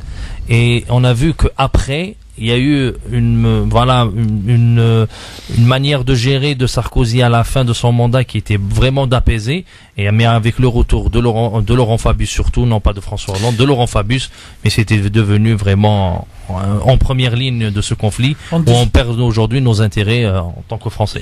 On disait de Blair, le caniche de président qui a envahi Bush. Et à cet instant, je rends hommage à notre ami Ibrahim Hachmaïl, qui a commencé avec moi dans cette opération d'analyse. Et c'est en septembre 2011 qu'on a compris que ce n'est pas une guerre en Syrie, mais une guerre contre la Syrie. Et il rappelait donc il disait que notre président français était en train de devenir le petit caniche américain. Mais même François Hollande aujourd'hui, il menace presque la Russie, même en dehors de son mandat. Youssef Brakni, citez-moi un responsable politique marquant au cours de cette année de guerre. Un responsable politique. Selon vous. Pour moi, c'est pas vraiment politique, je sais pas comment j'appellerais, mais c'est Cheikh Ramadan Al-Bouti. Oui. Qui a été assassiné, qui est sunnite, qui est un savant, qui est un des plus grands savants que je rencontre par une fatwa de Youssouf Al-Qaradawi, qui était son ami. Oui. Ils se connaissaient très bien. Ils ont pratiquement le même âge. Il est plus âgé. Et moi, je l'ai rencontré dans ma vie plusieurs fois. Ah ouais. C'est un des plus grands savants du monde sunnite. D'accord. Un des rares du monde sunnite. Un des rares. Il faisait de l'unanimité chez tout le monde et il a été assassiné. Et un des rares qui est venu en Algérie en 1994 et qui a pleuré pour la guerre civile en Algérie, qui a essayé de gardé la même position pour la Syrie. Il a dit ne prenez pas les armes contre vos frères. Il a été tué dans une mosquée par une fatwa d'Al-Qaradawi. Il a demandé de tuer tout le monde. Voilà, tout à fait. Tarek Mami, un responsable politique qui se dégage tout au long de ces 7 ans de guerre. Ou aux États-Unis, en France, où vous voulez. Un responsable politique, s'il y avait un nom à donner. Poutine. Sofiane? Entre Poutine et Hassan Nasrallah. Je savais. Maintenant, donnez-moi s'il vous plaît le pays gagnant dans ces 7 ans de guerre, celui qui a eu un rôle déterminant, celui qui en est ressorti gagnant. J'y vais le premier, il n'y en a pas un, il y a deux. Oui. L'Iran et la Russie. Et le perdant? L'Occident. Oui, dans sa globalité. Youssef? Gagnant, perdant? Moi je pense que c'est la Russie, parce qu'elle est redevenue, en fait, c'était une grande puissance en veille. Elle a retrouvé son rôle à l'échelle internationale. Il y a que maintenant les États-Unis et la Russie qui peuvent imposer un agenda à l'échelle internationale. Alors il y a un autre pays caché, on ne sait pas comment le qualifier, c'est la Chine qui se cache. Oui, absolument. La Russie, qui soutient toutes les initiatives. Et derrière son grand projet, le retour de la route de la soie. Oui, toujours derrière la Russie, elle n'apparaît pas. Et son ministre des Affaires étrangères a dit un jour à l'ONU, il n'y a pas besoin qu'on lave la main pour le veto, il y en a déjà un, ça suffit. Sofiane, pays gagnant ou perdant? Pays gagnant, moi je dirais que c'est le monde arabe. Parce qu'on allait rentrer dans des guerres fratricides au même titre que les catholiques et les protestants. Ce qui était prévu en vérité, c'est la guerre sunnite-chiite. Et Dieu merci, nous ne sommes pas tombés dans ce piège grâce au peuple de ces pays qui s'appellent l'Égypte et la Syrie, qui se sont retournés derrière. Perdant pour le moment. Le grand perdant, c'est Israël. Alors, dernière question, je vais directement poser ma dernière question. Comment imaginez-vous la Syrie en mars 2019? Youssef? En mars 2019, je pense que ça sera pas vraiment terminé. Oui. Mais je pense qu'en fait, il restera encore les derniers. Combien de temps d'après toi? Moi, je pense que la Syrie se relèvera pas. Enfin, c'est 10 ans. Ouais. 10-15 ans. Tarek Mami, mars 2019, on sera où? Qu'est-ce qui va se passer? Je calcule dans mon papier que la guerre de Syrie durera la durée de la première guerre et de la deuxième guerre mondiale. Sofiane Agdari. Elle ne se terminera qu'à partir du moment où l'Occident acceptera cette défaite. Est-ce que les Américains et leurs sbires dans la région accepteront cette défaite? Je doute très fort, parce qu'aujourd'hui, avec l'arrivée de Pompeo, l'ancien patron de la CIA, à la tête du ministère de la Défense, ça craint le pire. Même on parle de retour de John Bolton, l'homme qui a menacé également les Palestiniens et qui leur a demandé de quitter la Palestine pour l'État d'Israël. Dans un instant, notre ami Trump n'aime pas les moustaches de Bolton, c'est écrit dans le livre La Fureur. Mais sauf que les néoconservateurs. Dans un instant, Tarek Mami pour son papier pour conclure, et on aura peut-être le temps. Quelques minutes pour Libertad, à tout de suite. Merci d'être avec nous en direct sur France Maghreb 2 pour cette édition spéciale, et j'ai envie de dire, on va conclure avec cet avis tranché pour le coup sur ces 7 ans de guerre, d'analyse, de stratégie de Tarek Mami. Tarek, à vous la parole. Bonjour à toutes, bonjour à tous. Aujourd'hui, jeudi 15 mars 2018, 7e anniversaire du début de la guerre en Syrie. Mon billet porte le titre, et à la fin, c'est toujours un Syrien qui meurt. Le peuple syrien commémore aujourd'hui, 15 mars 2018, le début de ce qui a été annoncé comme une révolution en Syrie, dans la foulée de ce qui a été vendu par la presse mondiale comme la révolution syrienne. L'immense opération médiatique de propagande mise alors en place à l'échelle mondiale, et précisons-le, dans les médias mainstream occidentaux et les médias arabes, principalement ceux des pays du Golfe, ne pouvait que convaincre tout citoyen de bonne foi à travers le monde que la révolution est en marche dans les pays du Cham, la Syrie. Dans les premiers mois de ce qui apparaissait comme une insurrection légitime, rares étaient les médias, les intellectuels, les analystes en Occident qui pouvaient douter de la marche en avant de la dite révolution syrienne et de l'avènement des libertés et de la démocratie au cœur du Moyen-Orient.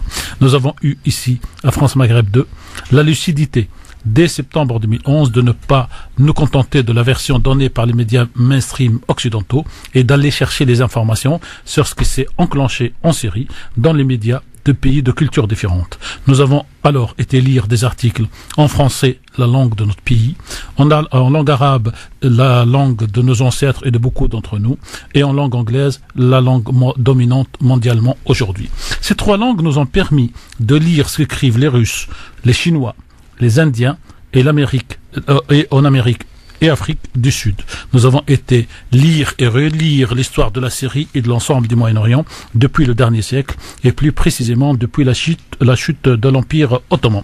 Ce n'est donc pas parce que nous étions voyants, détenions une boule de cristal ou su interpréter les prévisions marquées de Nostradamus, mais tout simplement nous avons été des analystes et donc des visionnaires. Nous avions décidé dès septembre 2011 de dénoncer la guerre en Syrie en la qualifiant de guerre contre la Syrie.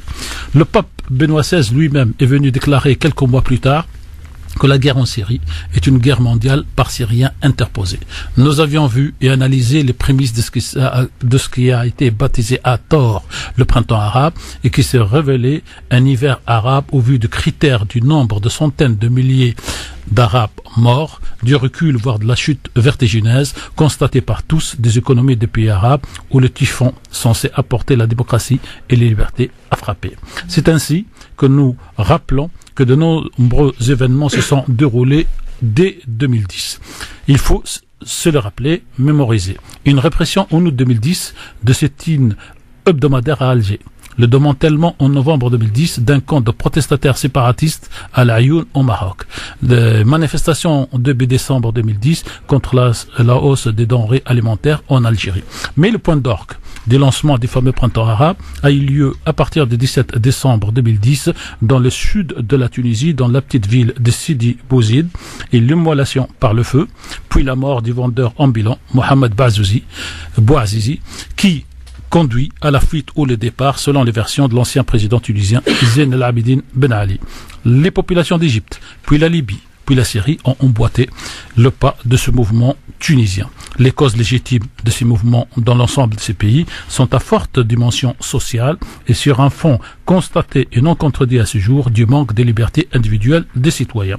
L'intervention des forces occidentales, américaines, françaises, anglaises, italiennes et israéliennes à travers la personne de Bernard-Henri Lévy, mais également de manière plus feutrée de la Turquie et du Qatar, puis la dislocation de la Libye et de son éclatement en 3 régions, puis l'assassinat de Kadhafi le 20 octobre 2011 nous ont ouvert définitivement les yeux. Une interrogation particulière nous a secoués depuis. Le dit printemps arabe n'a pas pu, su ou voulu trouver le chemin pour trouver un seul pays arabe, soutien des États-Unis. Le déferlement des combattants de la liberté, entre parenthèses, et l'implication de 123 pays en Syrie nous ont définitivement écarquillé les yeux. Tout cela nous a fait, comme beaucoup d'autres, y compris en Occident aujourd'hui, nous a fait rejeter les expressions de révolution arabe, révolte arabe, réveil arabe et qualifier ces mouvements d'opérations de manipulation à grande échelle et de révolutions Facebook, des révolutions Twitter ou encore de révolutions 2.0 pour faire éclater les pays arabes et les diviser pour chaque pays en plusieurs cantons, le tout dans le cadre de l'ancien présent projet américain qui porte le nom de code le nouveau Moyen-Orient soutenu par Kissinger, Brzezinski et Madame Condoleezza Rice.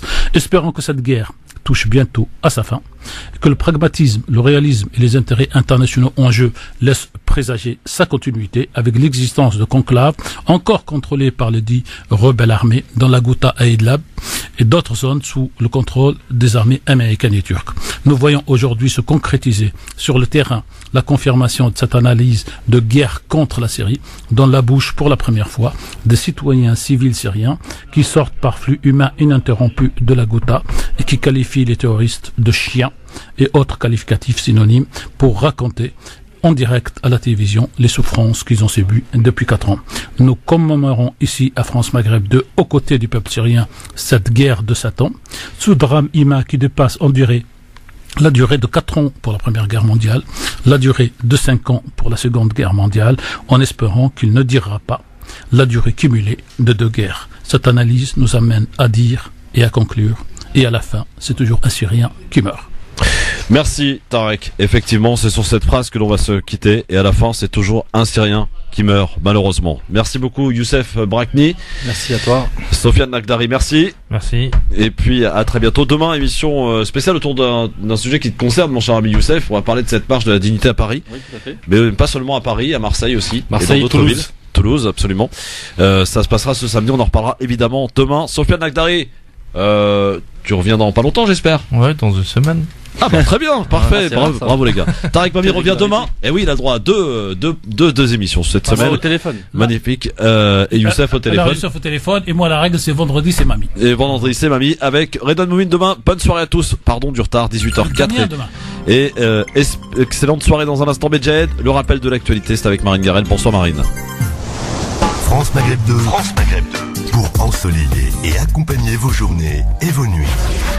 France Maghreb 2.